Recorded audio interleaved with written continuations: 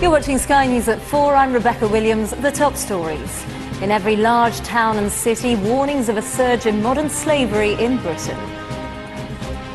North Korea warns it will have a fully developed plan to strike the US territory of Guam within days. Police hunting a jogger who knocked a woman into the path of a London bus, so they've made an arrest. The number of patients waiting for planned NHS surgery tops 4 million for the first time in a decade. Relatives of victims of the Omagh bombing are to sue Northern Ireland's police chief for failings as they believe allowed the killers to escape justice. And hundreds of thousands of eggs from Dutch farms linked to a contamination scare are sent to the UK, far more than previously thought. A very good afternoon to you. The National Crime Agency has warned of a surge in modern slavery, with cases now affecting every large town and city in the country. It's launching a new operation to combat widespread increases in forced labour and sexual exploitation. The agency's figures reveal there are currently 300 live policing operations targeting modern slavery. Between May and June, the NCA's Operation Aident led to 111 arrests in the UK. 40 arrests were in mainland Europe and 130 people identified as victims. One group identified is suspected of making around €5 million in criminal profits by allegedly trafficking women across Europe. This was a problem that's been going on for a number of years. It is a growth market in terms of organised criminality who have realised that there are vulnerable people from whom these gangs and individuals can make a lot of money more quickly and with less risk than perhaps selling and distributing drugs. So I think there is a collective challenge to UK society about how it's responded to this problem. Law enforcement is part of that. I have to accept part of that challenge, but I don't accept that we're not doing enough to address it at the moment. It is a priority for policing and law enforcement. We are doing an awful lot of work to try and expose this crime, to identify the victims, to catch the offenders and put them before the courts. The Sky's crime correspondent Martin Brunt has the latest from the NCA's headquarters. Today we've had a bit of a fight back from the NCA, a month. And anyone with suspicions of such crimes in the UK can call the Modern Slavery Helpline on 0800 0121 700. Now, North Korea has said that within days it'll have developed a plan to launch a missile strike against the US territory of Guam. State media has reported that Pyongyang could launch 4 rockets towards the western Pacific island, which is a US military stronghold. The move comes after President Trump boasted that America's nuclear arsenal was far stronger and more powerful than ever before. Let's take a closer look at some of the plans released by North Korean state media. And quoting military officials, the Korean Central News Agency has reported that 4 missiles would be launched simultaneously before flying over the Japanese areas of Shimane, Hiroshima and also Kochi. Now, Japan has previously warned that it would shoot down any North Korean rockets that threaten its airspace. They would, in theory, splash down 30 to 40 kilometres away from Guam, which is a base for US strategic long-range bombers, military jets and submarines. The island has a population of around 163,000 people. In total, the missiles would travel just over 2,000 miles in a little under 18 minutes.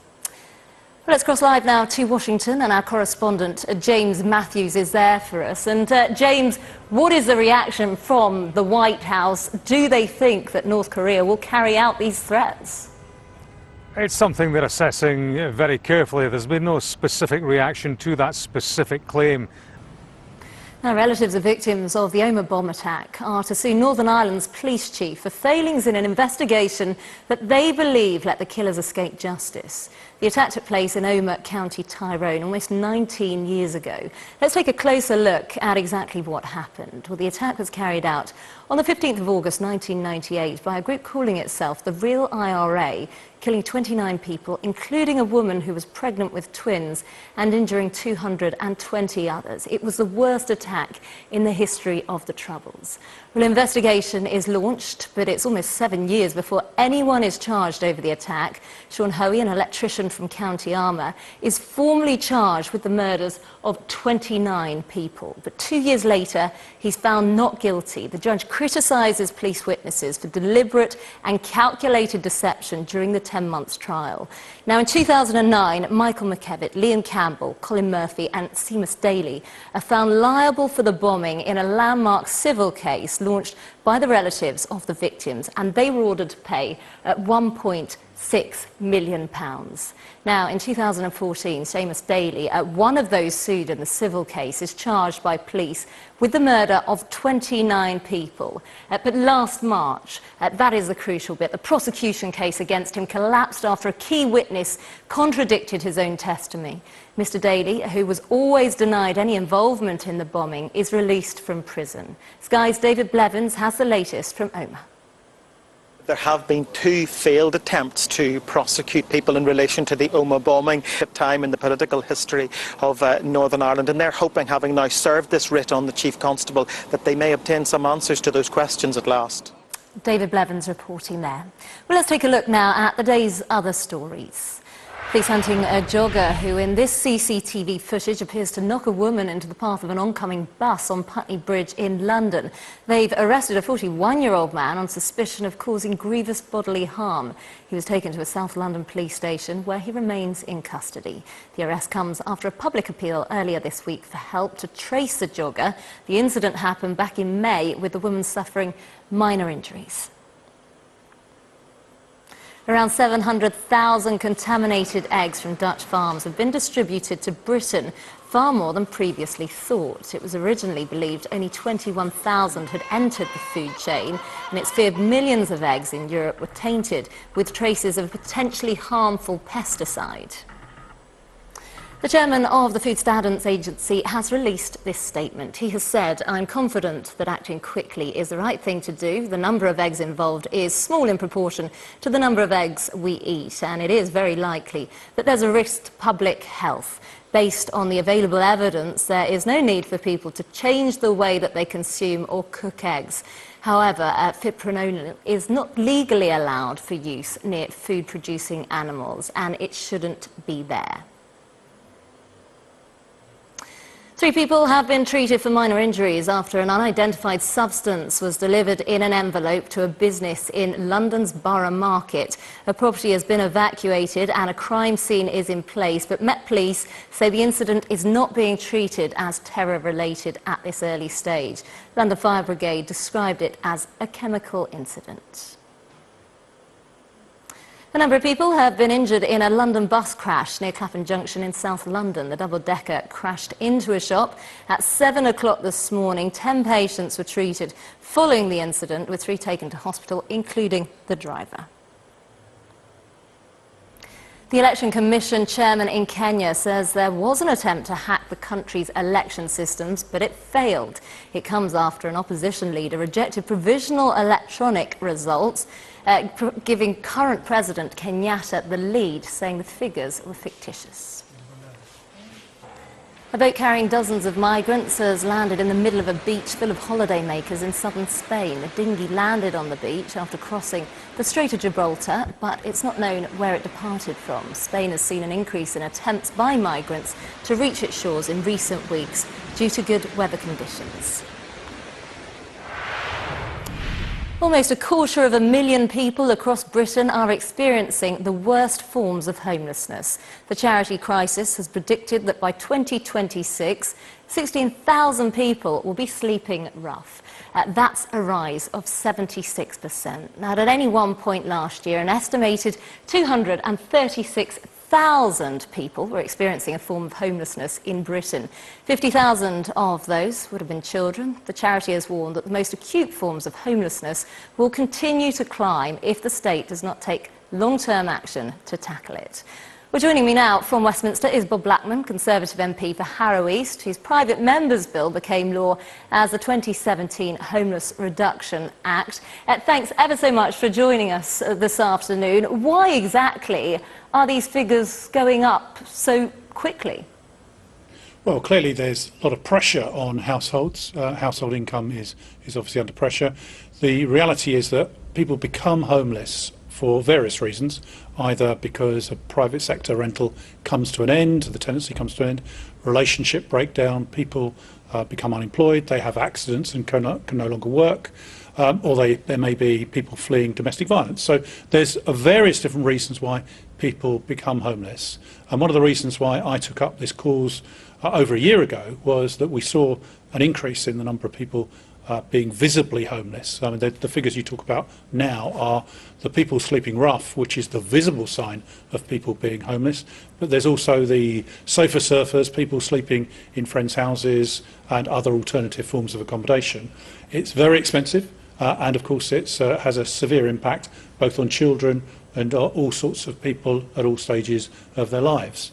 So my legislation is aimed at getting prevention as being the first point of call.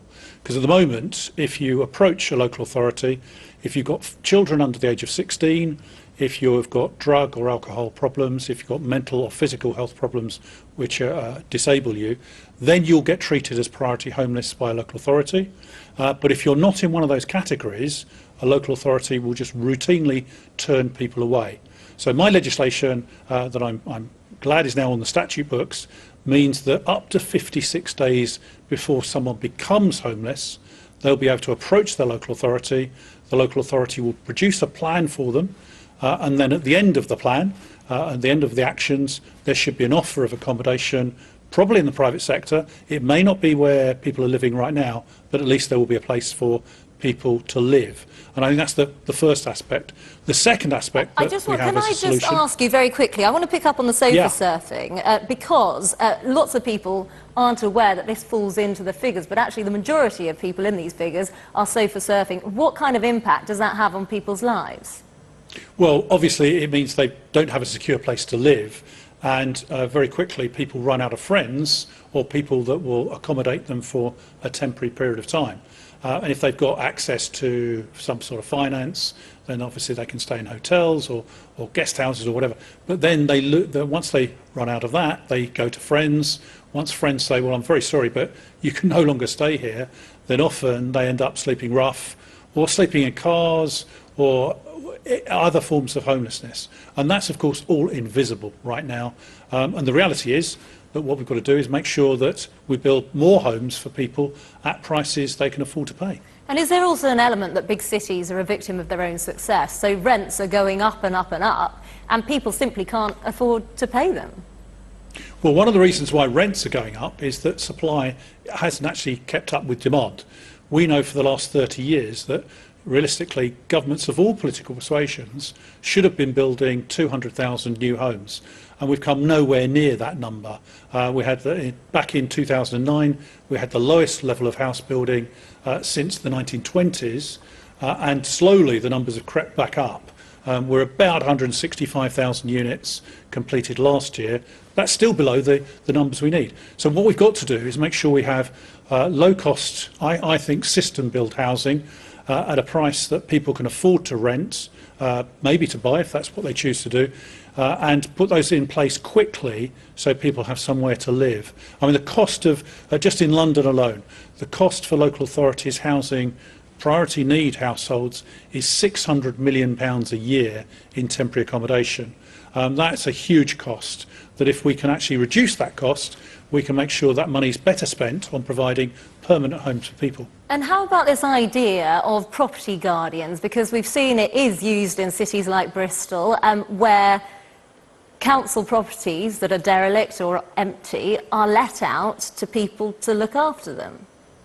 That's not a new idea. That's, as you say, it's been used in various different parts of the country at various different times. One of the problems is, obviously, you've got to have a property that is fit for habitation and is safe for people to live in.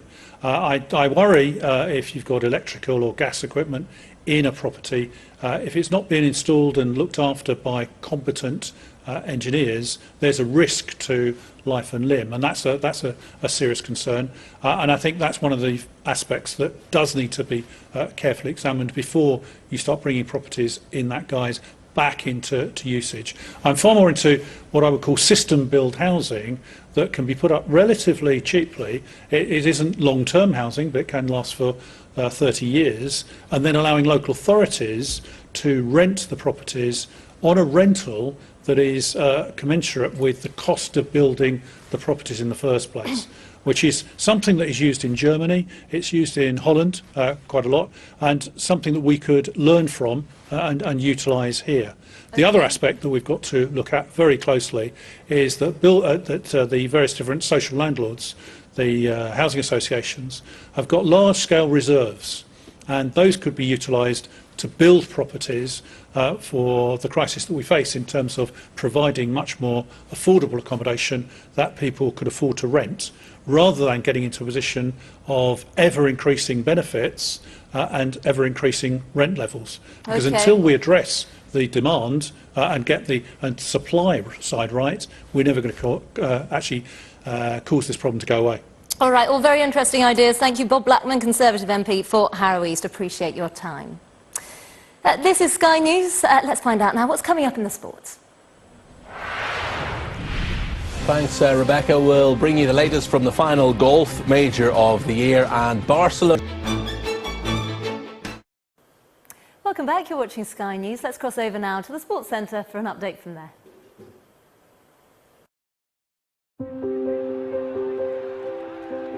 This sports bulletin is brought to you by Vitality. Get healthy. Get rewarded.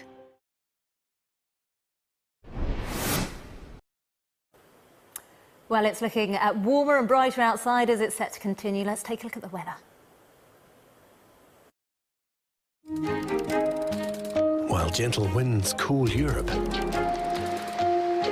an air of hospitality rolls through Bali.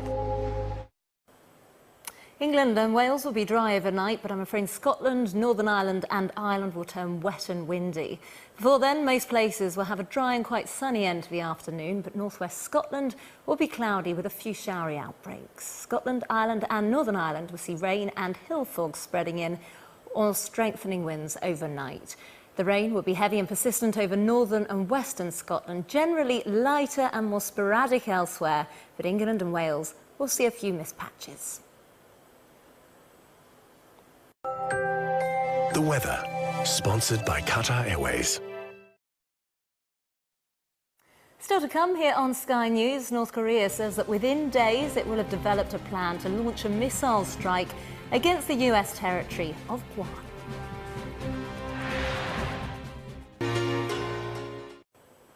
You're watching Sky News, the top stories. The National Crime Agency has warned of a surge in modern slavery, with cases now affecting every large town and city in the country. North Korea says it will have a fully developed plan to strike the US territory of Guam with 4 missiles by the middle of this month. Relatives of the victims of the Omagh bombing sue Northern Ireland's police chief for investigating failings that they believe let the killers escape justice. Newcastle Council's leader has defended the way the city is tackling sexual exploitation. A serious case review has been launched after 18 people were convicted in an investigation involving hundreds of victims. The police have also been criticised for using a convicted child rapist as an informant. We can go live now to our Home Affairs correspondent Mark White in Newcastle. And Mike, what has the reaction been from Northumbria Police? Because there has been a lot of criticism. Well, I mean, they've said that in terms of that use of someone who has previous conviction for raping a child, that it was critical in going forward. Crimes is actually addressing this issue and talking about it publicly. OK, Mark, thanks very much for that update there. Now, the number of people waiting for routine surgery in England is at its highest level for a decade, figures from NHS England show.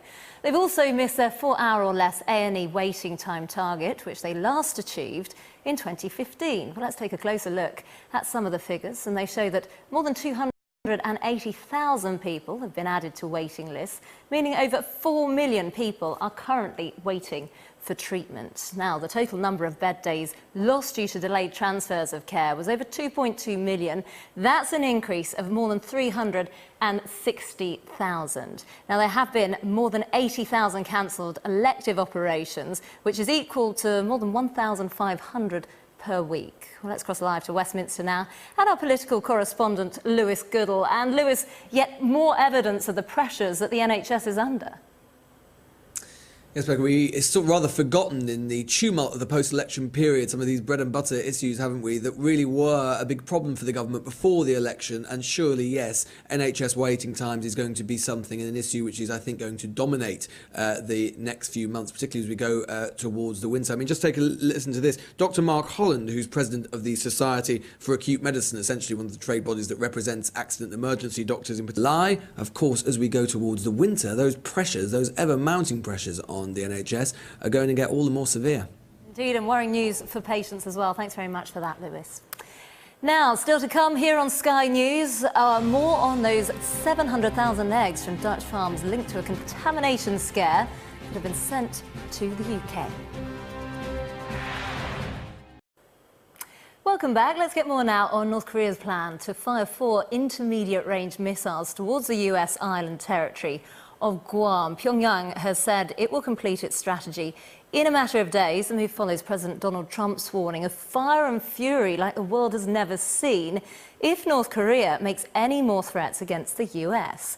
Let's go live to Washington now, where we can speak to Bruce Klinger, former CIA Deputy Director for Korea. Mr. Klinger, talk me through, what is the feeling in the United States? Do you think that North Korea will continue with these threats? Certainly, and we know that they'll continue doing missile tests and nuclear tests, both for operational purposes to test missiles that are already deployed, as well as to continue testing those that are still in development. The 2 missiles that they have that could hit Guam, the Hwasong-12 and the Musudan, have had successful tests that we know could reach Guam. And when I met with North Korean officials in June in Europe, they said that both of those missiles would soon be deployed to military units. And they have said that this operation to hit Guam will be ready by the middle of this month. Do you think that they will actually go through with what they are saying they will do? I think they will go through with the launches, but some of the subsequent statements that they've released have indicated that the missiles would land 30 to 40 kilometers away from Guam. So although very worrisome and tension-raising, this does seem like it would be launching for a political signal effect as opposed to an actual attack. So people in Guam at the moment must be absolutely petrified. Well, they've expressed concern, but apparently plane loads of tourists are still arriving on the area. And then South Korea, has lived under this kind of threat for years. And when you visit there or talk to people there, they tend to not be focused so much on North Korea's daily life. And President Trump has come out with some very strong words. Do you think that is making things worse? Well, what the president is trying to do is signal resolve to our allies to reassure them of U.S. commitment not only to defend ourselves, but to defend our allies. He's also trying to signal to deter North Korea from continuing its development of the ICBM, as well as its repeated violations of the UN Security Council resolutions. We can debate over the wording. It does seem a bit over the top. It does seem to be as something penned by Pyongyang. But we've had other U.S. officials, Secretary Mattis, Secretary Tillerson, whose comments have been more level, and they're indicating that the U.S. is resolute in its defense of ourselves and our allies. And is there a sense that this could lead to all-out war? Well, in a way, we're always on the knife edge of a crisis with North Korea. Even on the peninsula, the tactical situation can escalate to a strategic in the blink of an eye. Those of us who have been watching North Korea for a while, we go through a roller coaster of tensions, always high, but sometimes getting higher. Right now, what I'm more concerned about is the dangers of escalation, of tactical situation escalating to a strategic, or miscalculation by any of the 3 main players, North and South Korea and the United States. As North Korea continues to develop and brag about and threaten to use its nuclear weapons, it could lead the U.S. or South Korea to lean further forward in the perceived need for a preventative or a preemptive attack. And so there is that danger of really sort of stumbling across a red line through miscalculation. And we've seen these economic sanctions imposed on North Korea. Does more need to be done, especially in cooperation from the likes of China?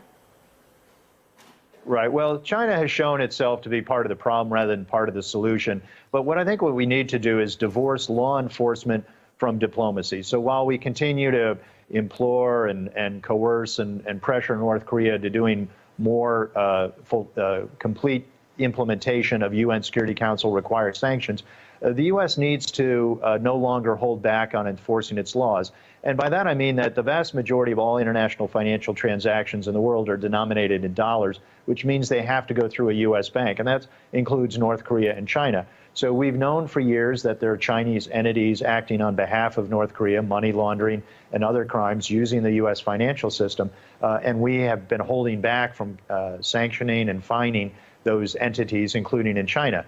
We just sanctioned a few weeks ago a single bank, the first time we've done that in 12 years, the Bank of Dandong. I'm hoping that's the first of many more entities to come. OK, Bruce Klingner, thanks very much for your expertise. Now, nearly 750,000 eggs from Dutch farms linked to a contamination scare have been sent to the UK, far more than was first estimated. Well, Dutch investigators have detained 2 men suspected of being involved in the illegal use of pesticide at poultry farms. Let's go live now to central London and speak to the Director of Policy at the Food Standards Agency, Steve Wern. And Mr. Wern, first of all, if you will, what kind of impact will this have on supermarkets and consumers here? Well, as you say, we think that around 700,000 eggs have now been brought into the UK from implicated farms in Belgium and the Netherlands. That's still a very small proportion of the number of eggs we consume. We consume around 10 billion eggs each year. And these won't be whole shell eggs, so they're not the sort of eggs that people buy in the supermarket in boxes of 6 or 15. They've been mixed with other eggs and incorporated into a range of products, sandwich fillers and so on. There's no risk, unlikely to be any risk at all, to public health, and that's our assessment and the basis of our assessment. But because this substance simply shouldn't be there, we've been working closely with the industry to withdraw affected products, and a full list of those withdrawn products is on our website. So if they've gone into a variety of food products, how do you actually track down where they are?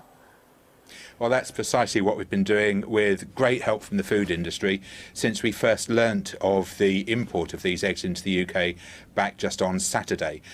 So we track back, we identify where the eggs have come from, we track forward to the products they've been used in, and that's allowed us to publish the list that we now have. And if you will, just remind of the background. How was it possible that these eggs were contaminated in the first place? Well, the substance that we're talking about is fipronil. It's an insecticide. It's used in a range of applications, but isn't authorised for use in or near food-producing animals. So the indications so far are that it was used and mixed to cleaning compound that was used in poultry hatcheries, and that's how it got into the eggs, through this unauthorised use. And we think people deserve food they can trust, which is why, although we think there's no risk to public health, where we find fipronil in eggs, we want those products withdrawn. So you say there's no risk to the public, but what are the implications, the side effects? What can they possibly be? Well, at the levels that are found in eggs, there wouldn't be any. Our toxicologists have said that you'd need to have 10,000 times the dose you'd get from eating any of these eggs to have an effect. So while that's reassuring in terms of there not being any effect on people's health, we think it's still worrying that it took so long for us to get the full picture from other European food agencies of what was going on, and to be able to put in place these steps that we now have with the cooperation of the food industry to withdraw affected products from UK supermarket shelves. OK, Steve Wern from the Food Standards Agency, thanks very much for your time this afternoon. Thank you. Well, let's take a look at the weather now, shall we? A tranquil air rests over Doha as the sun shines bright above Miami.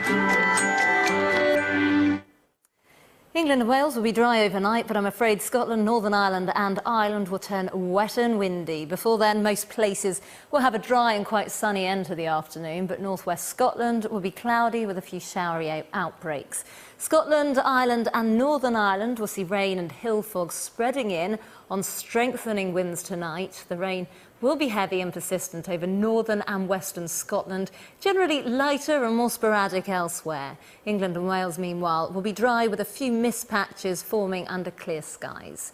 Rain will move in to Wales and northern and western England on Friday morning, but East Anglia and the southeast will stay dry and sunny spells. Scotland, Ireland and Northern Ireland, meanwhile, will be mostly cloudy with outbreaks of increasingly light and patchy rain.